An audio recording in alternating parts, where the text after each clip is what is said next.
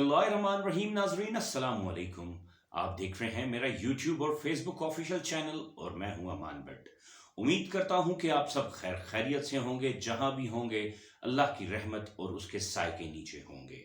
आज के व्लॉग में जिक्र किया जाएगा जनरल फैज हमीद का सुप्रीम कोर्ट में जवाब जमा करवा देने के बाद नवाज शरीफ के सियासी ताबूत में आज आखिरी कील भी ठुक गई।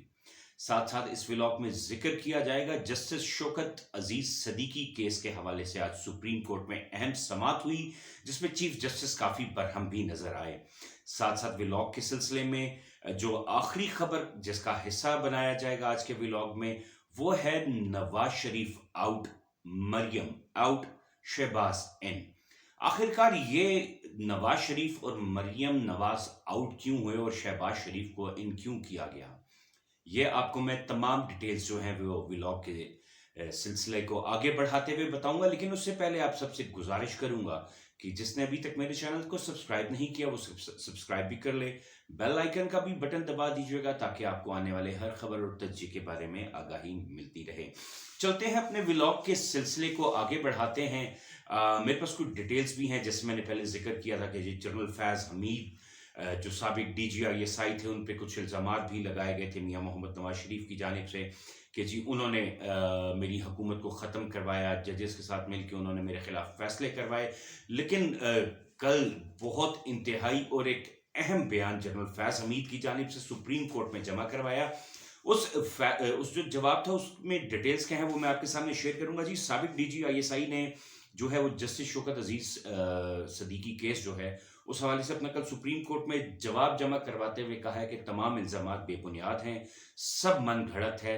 ना मैं कभी जस्टिस शौकत अजीज सदीकी से मिला, बिलवास्ता या बिलवास्ता राब्ता हुआ, ना कभी कोई बात हुई और ना ही कभी नवाज शरीफ की अपीलों के हवाले से इनसे बात हुई।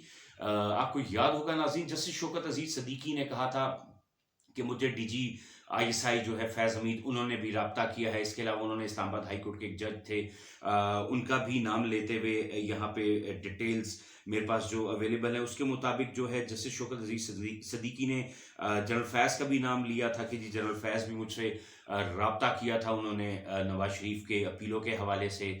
और साथ साथ जो इस्लामाबाद हाई कोर्ट के जस्टिस अनवर कासी हैं उनके बारे में भी उन्होंने कहा था कि जी वो भी जो हैं वो नवाज शरीफ के केसेस में अपीलों के सिलसिले में उनको हमदर्दी दिलवाने, उनको उन पे टफ टाइम उनको देने के लिए मुझसे रब्ता किया। साथ साथ इसमें एक रिटायर्ड ब्रिगेडियर इरफान रामे, उनका भी नाम सामने आया था, जिसपे ब्रिगेडियर इरफान रामे ने भी जो है कल वो सुप्रीम कोर्ट में अपना जवाब जमा करवा दिया है। और वाज़ेह अल्फाजों में उन्होंने कहा है कि हमारी जस्टिस शौकत अजीज सदीकी से कभी कोई मुलाकात नहीं हुई थी और ना ही हमने कभी उनको किसी भी केस के लिए प्रेशराइज हमने उनको किया। और साथ साथ यहाँ पे फैज़ हमीद का कहना था जी शौकत अजीज सदीकी ने जो जुडिशल कौंसिल के सामने तकरीर की थी तो उसमें भी किसी मुबैना मुलाकात के बारे में जिक्र नहीं किया था। और इसके साथ साथ जो याद होगा एक बड़ा फेमस जुमला हुआ था कि जी हमारी 2 साल की मेहनत पे पानी फिर गया। तो इस पे भी जनरल फैज़ हमीद जो साबिक DGI उन्होंने वाज़ेह अल्फाज में कहा कि जी ना ही इस तरह की कोई बात की गई थी और ना ही कोई इस तरह का जो बयान है वो दिया गया है। तो जनरल फैज़ हमीद के बयान के बाद नवाज शरीफ ने जितने भी इल्ज़ामात लगाए थे और जो अदलिया के जो जस्टिस शौकत अजीज सदीकी उनको भी नवाज शरीफ ने जो है खरीद लिया था मुकम्मल तौर पे और अपनी मर्जी के जो बयानात थे और जो इल्ज़ामात थे मियां नवाज शरीफ को रिलैक्स करने के लिए कि जी उनको किसी तरह बाइज़्ज़त तौर पे सियासत में दोबारा आ जाएं, ठीक है जी ये इन पे जो केसेस हैं ये ख़त्म हो जाएं। तो ये जस्टिस शौकत अजीज सदीकी जो है वो तारीख के स्यातरीन अल्फाज में इनका नाम लिखा जाता है। और आज जनरल फैज़ हमीद ने भी बड़े वाज़ेह अल्फाज में कह दिया कि जी बिल्कुल कोई ऐसी मुलाकात नहीं थी, जो भी इल्ज़ामात हैं मुस्तरद करते हैं। तो उसके बाद जो नवाज शरीफ ने एक सिलसिला रखा हुआ था, पाकिस्तान अभी जब वापस आए प्लान तरीके से लेके आया गया تو اس میں بھی انہوں نے کچھ اپنی تقریر میں جسٹس معذرت چاہوں گا جنرل فیض حمید کے بارے میں بھی کہا کہ جنرل فیض حمید کو کٹہرے میں لایا جائے. اس کے علاوہ جو سابق chief of army staff general Qamar Javed Bajwa ان کے بارے میں بھی کہا گیا تھا کہ ان کو کٹہرے میں لایا جائے. تو اب بہت بڑی ڈیولپمنٹ سامنے آئی ہے اس بیان کے بعد. جنرل فیض حمید نے بھی بیان دے دیا ہے, سابق چیف جسٹس اسلام آباد ہائی کورٹ انور قاسی نے بھی اس کا بیان دے دیا ہے کہ جی بالکل ایسی کوئی بھی ملاقات یا کوئی بھی ایسا میں بیچ میں میڈیٹر نہیں بنا. ساتھ بریگیڈیئر عرفان رامے نے بھی جواب جمع کروا دیا. تو اب واقعی جو میاں نواز شریف کی جانب سے پاکستان آنے کے بعد سے الزامات بھی لگے تھے جنرل فیض پہ, وہ تو واضح نظر آتا ہے کہ وہ سب اب بیکار ہو چکے ہیں. ساتھ ساتھ یہاں پہ میں نے آپ کو بتایا تھا اپنے بلاگ میں کہ جی آج اس کیس کے حوالے سے سپریم کورٹ میں جو ہے وہ سماعت ہوئی ہے chief justice of Pakistan justice قاضی فائز عیسیٰ صاحب کی سربراہی میں, اور آج بڑے سخت ریمارکس جو ہیں وہ پیش کیے گئے. سب سے پہلے بتا دوں کہ جی وکیل جو ہے خواجہ حارث صاحب, انہوں نے بہت ایک بڑی سٹیٹمنٹ جاری کی ہے کہ انہوں نے کہا ہے کہ کیا جب شوکت عزیز صدیقی جج تھے تو کیا ان کا فرض نہیں بنتا تھا کہ اپنے اوپر جو چیف جسٹس آف پاکستان ہے ان کو ان معاملات سے آگاہ کرتے کہ یا مجھ پہ پریشرائز ہو رہا ہوں یا مجھے کوئی پریشر کر رہا ہے یا کوئی تھریٹس آ رہی ہیں یا کوئی اپنی مرضی کا فیصلہ کروانا چاہتا ہے. تو اس پہ واقعی بہت بڑا ایک سوالیہ نشان بھی بن رہا ہے کہ واقعی اس ٹائم شوکت عزیز صدیقی نے اپنے چیف جسٹس کو اعتماد میں کیوں نہیں لیا اس حوالے سے.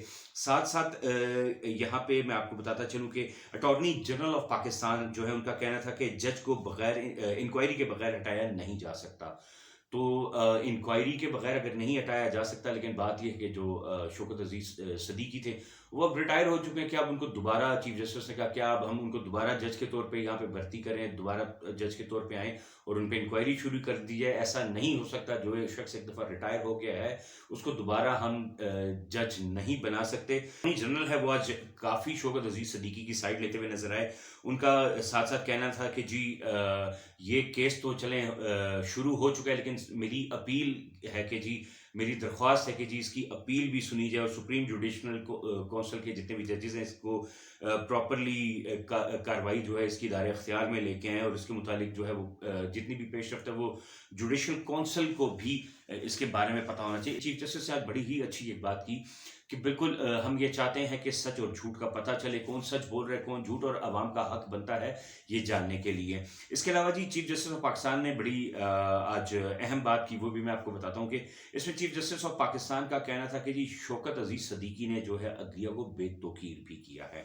تو اوبیسلی اگر ججز پہ اس طرح کے الزامات لگیں گے یا ججز جو کار خاص بنیں گے, کار خار دیں گے اور سپورٹ کریں گے کسی بھی پارٹی کو یا کسی بھی لیڈر کو, تو اوبیسلی ججز پہ جو ہے وہ بڑا سوالیہ نشان ہوگا. جیسے پچھلے دنوں آپ نے دیکھا ہوگا جسٹس قاضی فائز عیسیٰ صاحب بھی کافی تنقید کی زد میں تھے, اور ان کے بارے میں یہ بھی کہا جا رہا تھا کہ ہو سکتا ہے اگر انہوں نے اس طرح کے فیصلے یا کسی کے پریشر میں آ کے اس طرح کے فیصلے دیے تو ان کو بھی جو تاریخ ہے وہ سیاہ الفاظ میں یاد رکھے گی, جیسے جسٹس شوکت عزیز صدیقی کو رکھا جا رہا ہے. تو اس بیان کے بعد تو مکمل کیل ٹھک گئی ہے, نواز شریف مکمل آؤٹ ہو گئے ہیں. نواز شریف اب مجھے کنفرم ہے کہ نواز شریف وزیر اعظم کی صورت میں نہیں آ سکتے. اس کی وجہ کیا ہے, جیسے میں نے اپنے ولاگ کے آخری جو انٹرو تھا اس میں آپ کو خبر بتائی تھی کہ میں آپ کو بتاؤں گا کون ان کون آؤٹ, کس نے ان کیا, کس نے آؤٹ کیا اور کیوں ہوا. پور شرکیہ میں جی میاں آج پاکستان مسلم لیگ نون ہے وہ اپنا جلسہ کرنے جا رہی ہے. جلسے پہلے بھی انہوں نے کیے, پنجاب کے مختلف حصوں میں انہوں نے جلسے کیے, لیکن یہ جلسہ ذرا ڈیفرنٹ ہے. وہ کیوں کہ اس میں نہ نواز شریف ہے نہ مریم نواز ہے. کل کے فیض حمید کے بیان کے بعد سے ہی میں نے اپنے ولاگ میں اپنے ناظرین کو بتا دیا تھا کہ میاں محمد نواز شریف اور مریم نواز شریف بالکل کھیل سے آؤٹ ہو چکے ہیں. ہرگز ان کو اب کسی بھی صورت میں لانے والے نہیں لانا چاہتے. عوام نے بھی جو ہے اپنی فیصلے جو ہیں ان کے فلاپ جلسوں میں سنا دی ہیں. آج میاں محمد نواز شریف اور مریم نواز جو ہے وہ لاہور NA43 میں جو اپنے کارکن ہیں, جو ٹکٹ ہولڈرز ہیں, ان کے پاس کارنر میٹنگز کریں گے. اور اب واقعی آپ لوگ خالی اپنے ہی لوگ جو آپ کو آپ کی مالا جپتے ہیں, آپ کے نام کے نعرے لگاتے ہیں, آپ نے جن کو ٹکٹس دی اوبیسلی اب آپ صرف انہی کے پاس جائیں گے کیونکہ صرف اب آپ کی عزت وہی کریں گے. عوام نے آپ کی عزت نہیں ہے, اب آپ کی واقعی عوام میں عزت نہیں رہی. مسلسل مریم بی بی 3 فلاپ جلسے کر چکی ہیں. ٹھیک ہے، نواز شریف جو ہے وہ ہر جلسے میں پریشان نظر آئے کہ آخرکار ہو کیا رہا ہے۔ میں نے پہلے بھی کہا تھا کہ جب بھی مریم نواز جو ہے وہ کیمپین کرتی ہیں، چاہے ووٹ کو عزت دو سے لے کے اب جو نیا نعرہ ان کا آ گیا ہے، تو وہ کیمپین مکمل فلاپ جاتی ہے۔ تو یقیناً 3 مسلسل ناکام جلسوں کے بعد اور گڈ بوائے کو ان کر دیا گیا، بیڈ بوائے کو آؤٹ کر دیا گیا۔ آج جو شہباز شریف ہیں وہ احمد پور شرکیہ میں جلسے سے خطاب کریں گے، عوام کو مہنگائی، بے روزگاری، غربت اور جو ملکی مسائل ہیں ان سے حل نکالنے کے بارے میں جو ہے وہ عوام کے سامنے اپنی خیالات رکھیں گے۔ اس سے پہلے بھی یاد ہوگا کہ 14 سے 15 ماہ پی ڈی ایم کی حکومت تھی، جناب شہباز شریف صاحب وزیر اعظم تھے، تو وہ مہنگائی کنٹرول اس وقت نہیں ہو سکی، یا اس وقت کوئی ایسا فارمولہ جو ہے وہ چھوٹے میاں صاحب کے پاس نہیں تھا۔ کوئی فارمولہ جو ہے وہ تیار ہو گیا ہے، اور ایسا فارمولہ ہوگا یا کوئی ایسا کیپسول ہوگا جو کہ وہ عوام کو دیا جائے گا کہ 8 فروری کو عوام جو ہے وہ شیر پہ ہی ٹھپا لگائیں۔ تو اب دیکھتے ہیں کیا کیپسول ہوگا، لیکن میری ابھی سے اس جلسے کے بارے میں بھی پریڈکشن ہے کہ یہ فلاپ ہو جائے گا، کیونکہ اس ٹائم جو ہے وہ گراف جو ہے وہ دیکھا جائے